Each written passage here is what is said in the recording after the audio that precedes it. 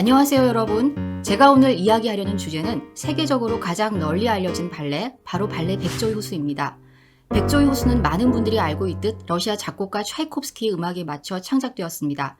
차이콥스키는 모두 3개의 발레 조곡을 작곡했는데요. 백조의 호수 외에도 잠자는 미녀, 호두까기 인형이 있지요. 백조의 호수는 이 중에서 가장 먼저 작곡되었습니다.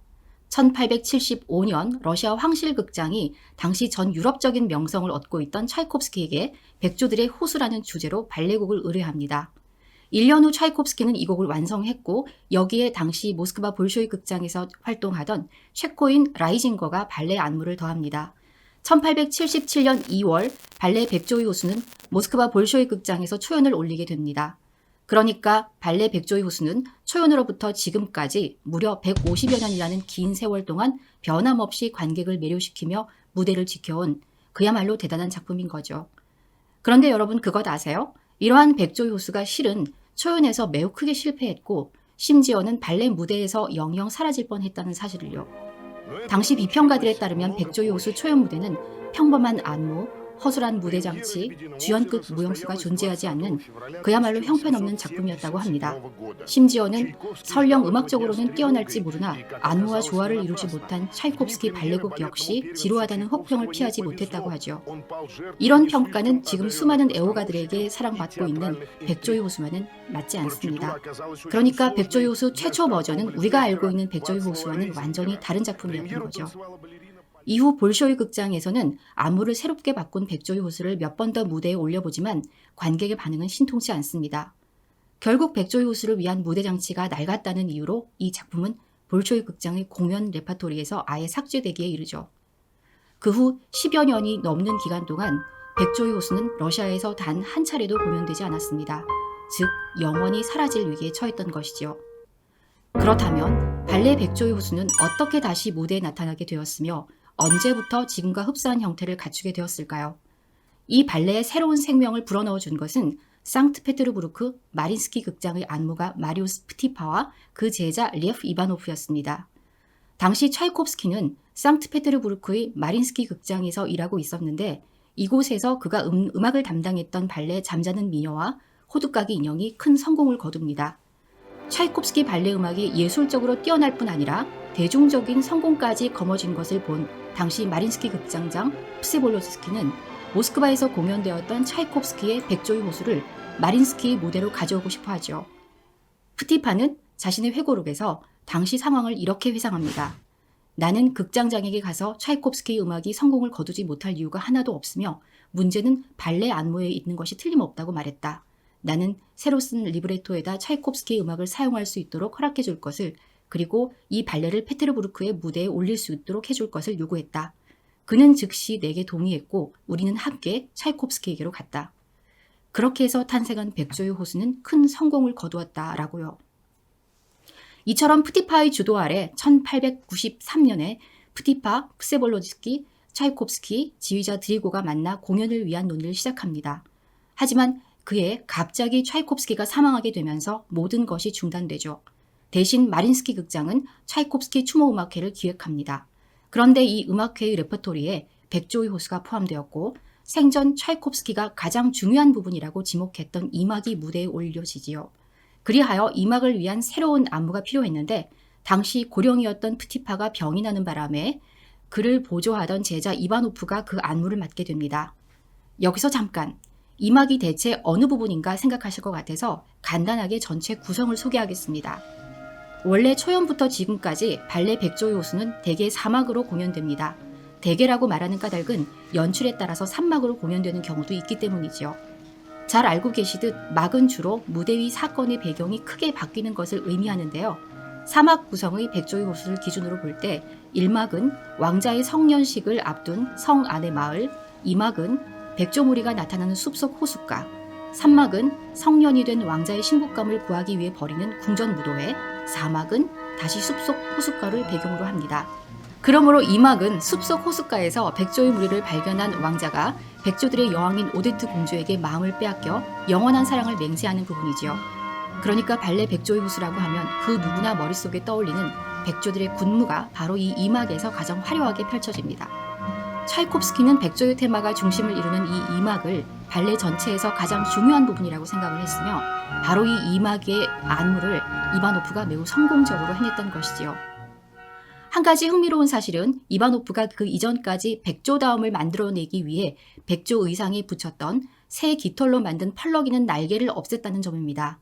대신 그는 백조의 날개를 표현하기 위한 팔 동작을 새롭게 안무했고 이를 통해 백조의 모습을 표현하면서도 그 속에 인간의 모습을 교차시켰다는 평가를 받습니다. 이러한 성공에 힘입어 1895년 마린스키 극장에서는 백조의 호수 전 4막이 공연됩니다. 이바노프가 안무한 2막에다 1막과 3막을 프티파가 안무하여 더하고 4막은 두 사람이 공동으로 창작합니다.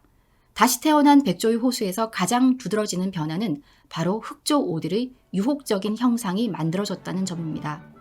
원래 이전까지는 백조의 역할이 절대적이라 흑조의 형상은 흐릿했다고 합니다.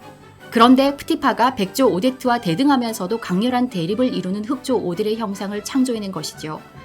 오딜은 궁정 무대월을 배경으로 하는 3막에서 등장하는데요.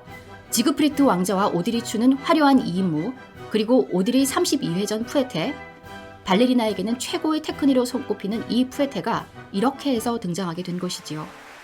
그런데 흑조의 화려함을 강조하면 할수록 그에게 기만당한 백조의 가련함과 순결함은 더욱더 증폭되기 마련이므로 이전보다 더 감동적인 백조의 형상이 이를 통해 완성됩니다. 이 버전은 대중들에게 매우 큰 호응을 얻었고 이후 발레 백조의 호수의 표준이 되었습니다. 또한 이를 계기로 마린스키의 고정 레퍼토리가 되었고요.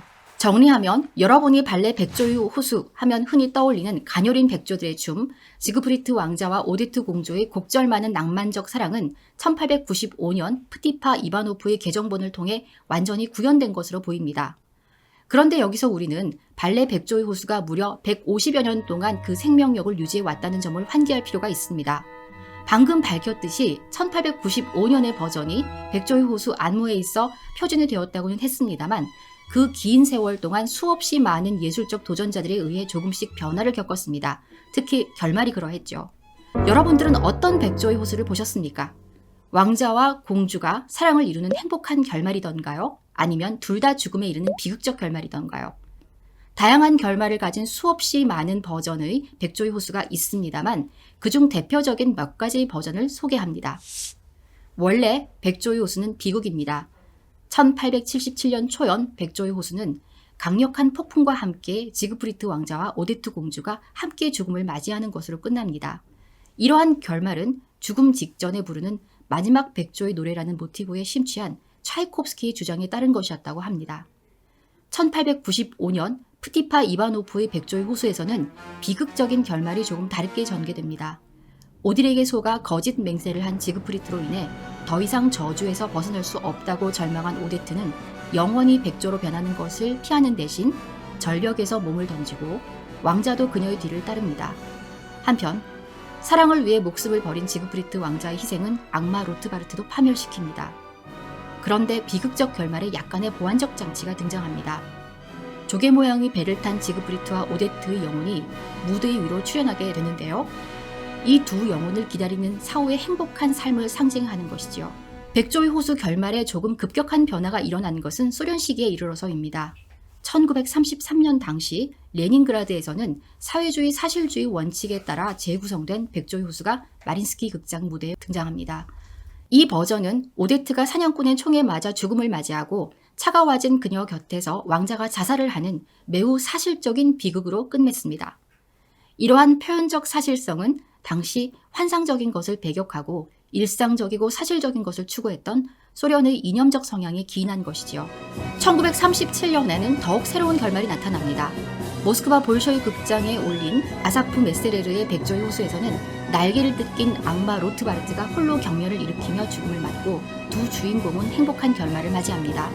이는 백조의 호수가 처음으로 경험하는 해피엔딩이었죠. 이러한 관성징악적인 결말은 예술이 민중에게 삶의 올바른 방향을 보여주어야 한다는 당시 소련 사회의 혁명적 요청에 따른 것입니다. 경위와 어찌 되었건 간에 로트바르트가 날개를 뜯기는 장면은 꽤 통쾌합니다.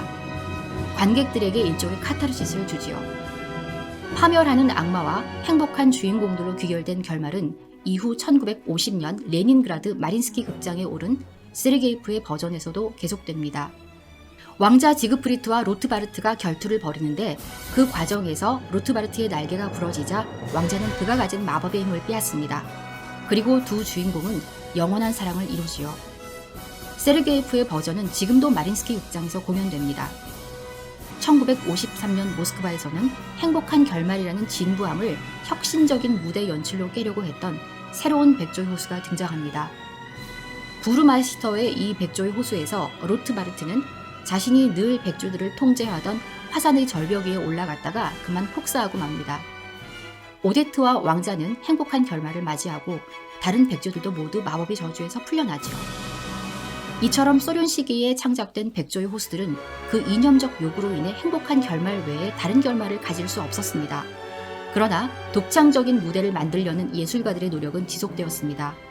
1969년 모스크바 볼쇼이 극장의 무대에 올려진 유리 그리고로비치의 백조의 호수도 그러한 예입니다. 그리고로비치가 선택한 것은 바로 심리적 장치였습니다. 당국의 요구대로 아무도 죽지 않는다는 점에서 행복한 결말로 보이지만 심리적으로는 그 누구도 행복하지 않은 우울한 결말을 만들어냅니다. 이 버전에서 로트바르트는 오데트를 백조와 흑조가 함께 그려진 마법의 장막 뒤로 데리고 간 뒤 홀연히 사라집니다. 그리고 선한 지그프리트 왕자는 그의 등 뒤로 아른거리는 악한 나의 형상과 함께 홀로 내적 갈등의 상태에 빠지죠. 즉 그리고로비치는 백조의 호수를 인간 내면에 도사린 선과 악의 갈등을 보여주는 대서사시로 변모시킨 것이지요. 이렇게 심리적 요소를 끌어들인 그리고로비치의 버전은 고전 발레 백조의 호수가 현대적 해석으로 나아갈 수 있는 길을 제공했다고 말해도 좋을 만큼 20세기 후반기 러시아에서 탄생한 가장 독창적인 안무로 평가됩니다. 자, 여러분은 이 중 어떠한 결말이 가장 마음에 드시는지요? 물론 이 외에도 기상천외하게 끝나는 백조의 호수도 있습니다. 예를 들면 마법사 로트바르트는 살아남고 지크프리트는 물에 빠져 죽고 오데트는 계속 백조로 남게 되는 그런 비극적 결말도 있지요. 이제부터는 백조의 호수 결말에도 관심을 기울여야겠다는 생각이 들지 않으십니까? 지금까지 여러분과 함께한 저는 서선정이었습니다.